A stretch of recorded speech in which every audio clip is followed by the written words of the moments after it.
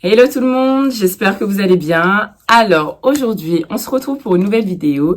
Donc là, je vais vous expliquer comment j'ai créé ma société Jewellery avec seulement, écoutez-moi bien, 250 €. Donc là, je vais vous expliquer tout ce qui s'est passé du début, du milieu jusqu'à maintenant. Donc là, c'est parti.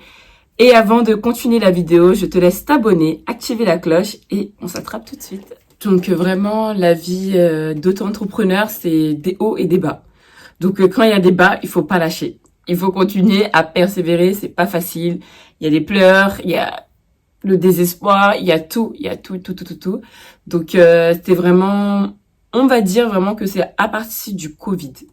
Donc le Covid, ça a été vraiment, pour mon business en tout cas, la meilleure période. Donc en fait, c'était le phénomène comme tout le monde était chez soi. Donc moi, je travaillais encore à Carrefour. Donc entre guillemets, moi, j'ai pas connu le Covid. C'était à partir du Covid que tout a changé pour moi. Donc à cette époque-là, je travaillais encore à Carrefour. Donc nous, le confinement, j'ai jamais connu ce que c'était le confinement ou le télétravail. Donc nous, on travaillait encore à Carrefour. Et pendant ce temps-là, je crois 2 semaines avant le confinement général, j'avais postulé pour un nouveau poste chez Carrefour. Bon, c'était bien un moment, mais j'avais vraiment besoin de changer, de voir autre chose en fait. Et j'avais postulé, donc c'est là que j'ai commencé à travailler à Porsche. Donc ça, je vous raconterai tout dans une autre vidéo. Donc 2 semaines avant le confinement, j'avais 4 activités. Donc concrètement, je travaillais à Carrefour, j'avais Jewellery, j'avais Porsche et en plus de ça, je gardais un petit. Donc là, prochaine vidéo, je vais bien vous raconter ça parce que c'était vraiment des péripéties. Donc vraiment, Carrefour, c'était bien, mais j'avais besoin de changer. Et comme pendant le Covid, le confinement, tout le monde était chez soi. Donc ça me laissait, entre guillemets, le temps de faire une bonne communication sur mes réseaux sociaux et tout ça. Et c'est là que tout a changé pour moi. Donc c'est là que mes abonnés, ils ont... Ah, j'ai pas compris. Le Covid, j'étais tout le temps à la poste. Donc les turbans et créoles, c'était vraiment le feu. C'est vraiment le feu. Parce que les gens, ils avaient pas de pôle de dépenses à part acheter sur Internet. Donc franchement, le site Internet, il m'a tellement servi à cette époque-là. Incroyable. Incroyable. Jusqu'à les... Quand j'allais à la poste, ils disaient, mais attends, pourquoi votre business marche comme ça pendant le Covid? Je dis, c'est dur, c'est dur.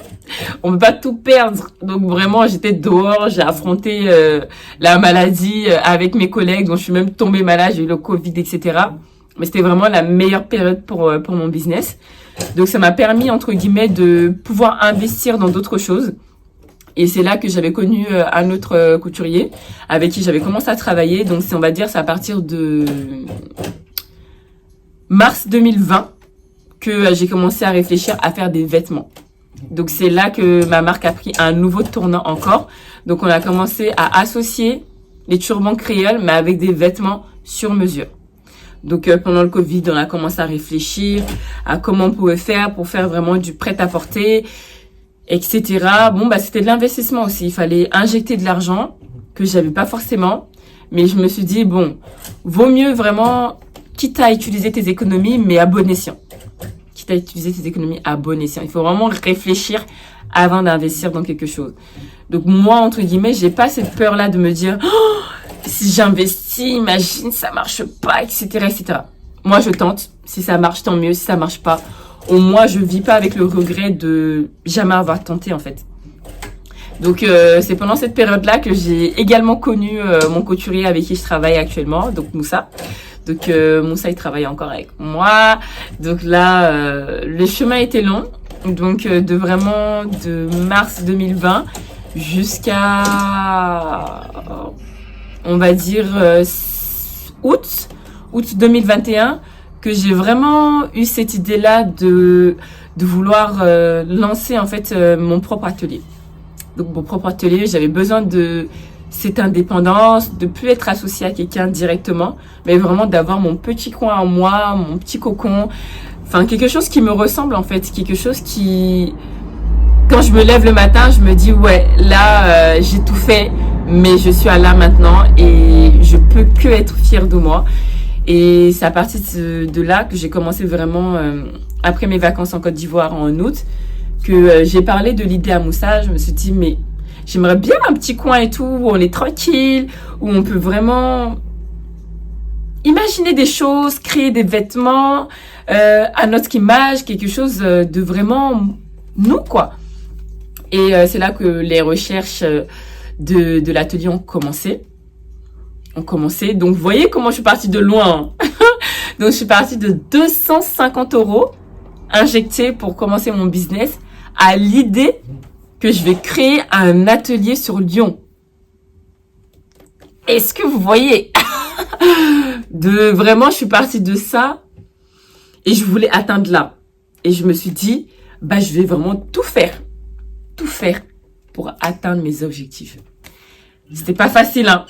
C'était pas facile de vraiment chercher l'atelier. J'ai cherché pendant des mois et des mois.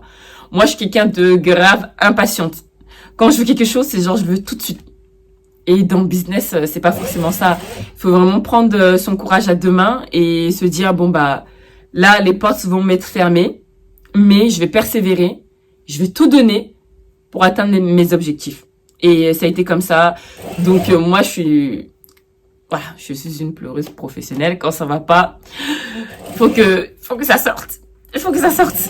Donc, c'est vraiment des échecs. On va fermer plein de portes. Il y avait plein d'ateliers. Je passais mes journées, quand je vous dis, à chercher un endroit sur Lyon.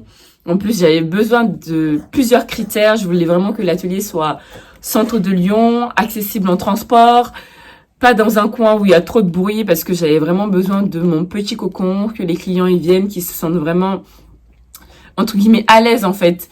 Et ça a pris du temps. Ça a pris quasiment 3 mois de recherche. 3 mois de recherche, je vais regarder, on me dit non, t'as pas assez d'expérience, non, t'as pas assez de budget, non. Je me suis dit, mais avec Moussa, j'ai dit, mais c'est pas possible. On va jamais trouver cet atelier. On va jamais le trouver. Et je commençais vraiment à désespérer. Je me suis dit, mais là, je suis déjà lancée. J'ai déjà commencé à penser dans ma tête. Et comme je suis quelqu'un de très bizarre, avant même de trouver l'atelier, j'avais commencé à acheter tous mes meubles. J'ai commencé à faire tous les achats. Le balcon de ma mère était rempli. Quand je vous dis rempli, on pouvait même pas passer. On ne pouvait même pas passer. Et je me suis dit, mais si, genre là, t'as déjà tout acheté? Genre, j'ai déjà l'idée en tête. Je me dis, mais genre là, ça devenait vraiment un rêve. Un rêve que je devais... fallait que je le fasse, en fait. Fallait que je le fasse. Et je me suis dit, mais quitte à pas dormir, mais je vais prier, je vais tout faire, je vais chercher de partout. Et c'est vraiment ce que je faisais. C'était devenu limite une obsession. Une obsession. Il fallait que je trouve mon atelier de couture. Il fallait que je trouve. Parce que c'était vraiment... J'avais commencé à stagner, en fait. C'était bien Internet, etc., vendre et tout. Mais j'avais besoin de rencontrer mes clients, en fait, en physique. Et que les clients me voient aussi en physique. Parce que ça permet de créer une autre sorte de relation qui est super importante. Donc là, j'avais besoin de ça, en fait. Donc, c'était pas facile, vraiment. C'était pas facile. Mais c'est là qu'on apprend vraiment que la persévérance, c'est très, très, très important. Donc, on a cherché, j'ai cherché, il a cherché, etc. En plus, le pire, c'est que j'avais déjà fait le prêt à la banque. Donc, le prêt avait commencé à déjà se rembourser. Donc, en fait, l'argent que j'avais prévu pour ma boutique commençait à se réduire. Donc, en fait, le temps m'était compté. Le temps m'était vraiment compté. Et c'est là qu'un jour, une amie à moi, elle me dit « Ah, mais en bas de chez moi et tout, il y a un atelier qui se libère. Enfin, il y a un magasin qui se libère. » Je dis « Ah bon ?» Du coup, je vais sur les sites et tout, je regarde les descriptifs, etc. Et là que je vois qu'il répond vraiment à tous mes critères. Centre-ville, dans un endroit calme et très accessible en transport en commun. Je me dis, allez go, je vais lancer mon dossier. Et ce qui me bloquait la plupart du temps, en fait, avec les autres boutiques, etc., c'est que moi, j'avais que un bilan de fait de ma société, parce que ma société, la SASU était très récente, parce que j'étais en auto-entrepreneur pendant longtemps, et la SASU, elle datait que de 1 an. Donc, j'avais que un seul bilan, donc quand on a un bilan, c'est vraiment par coup de chance que qu'on a des locaux en fait. Donc c'est vraiment par coup de chance qu'on peut avoir un local. Parce que concrètement, les propriétaires, ils ont très peur. Ils se disent, ah, sa société n'est pas très ancienne. Donc imagine, elle n'arrive pas à payer le loyer, etc., etc. Et là, vraiment, ici, entre guillemets, ça cochait pas mal de cases parce que je voulais vraiment un loyer à moins de 800 euros, sans les charges, etc. Et ça répondait à mes critères. Je me suis dit, bon, je lance mon dossier. Donc là, j'avais vu qu'il y avait le numéro de l'agence.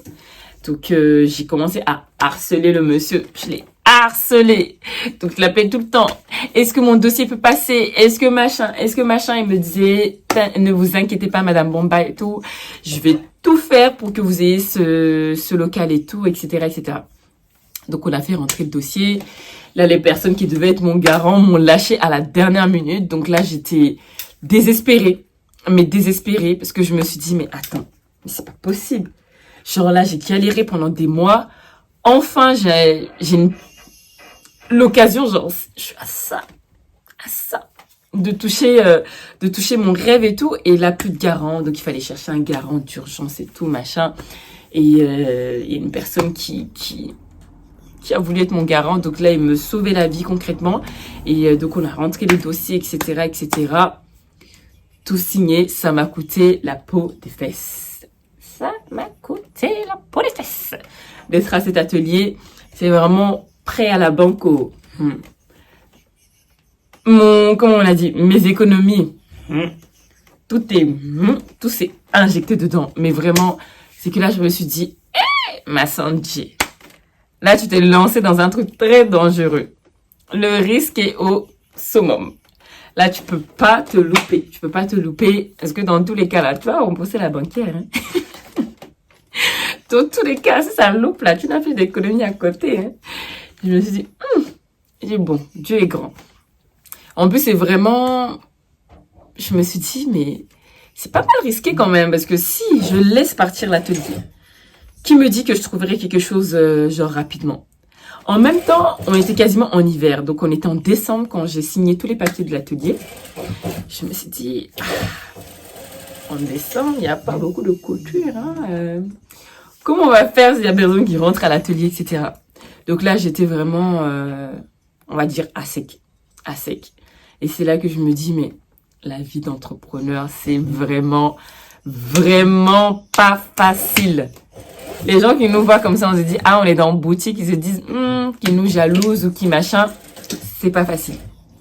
C'est vraiment pas facile. C'est pour ça que je dis vraiment un grand merci à mon couturier Moussa et à mon père qui m'ont vraiment soutenu, mais je sais même pas quoi dire, pendant cette période très, très, très, très, très difficile. Parce que vraiment, tout l'hiver, on a galéré. Mais quand je vous dis, on a galéré. Galéré. Mais le mot galérer, c'est vraiment galérer. Et on n'a pas lâché. On s'est dit, dans tous les cas, vaut mieux galérer en hiver. On est déjà installé, commencer à faire la pub, etc. Pour qu'en été, on puisse vraiment, entre guillemets, maximiser en fait la boutique. Et là, je me suis dit, j'ai vraiment commencé, c'était la première fois que j'ai vraiment commencé à avoir peur. Je me dis, mais genre, est-ce que c'était une bonne idée? Est-ce que c'était le bon moment? Est-ce que j'aurais dû pas attendre? Est-ce que je me suis pas trop précipitée pour avoir ma boutique?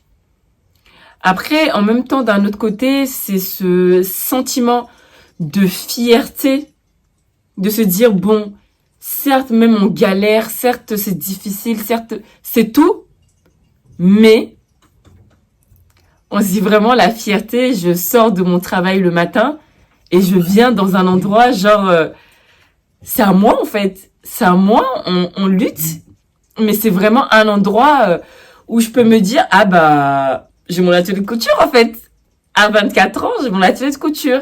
Et rien que ça, je me dis, mais genre, tu viens vraiment de loin, Massy, tu viens vraiment de loin. Genre, malgré les réticences, malgré le découragement des gens, malgré tout, en fait, même au début, personne te soutient quasiment, à part ta famille et tes amis très proches qui croient vraiment en ton projet.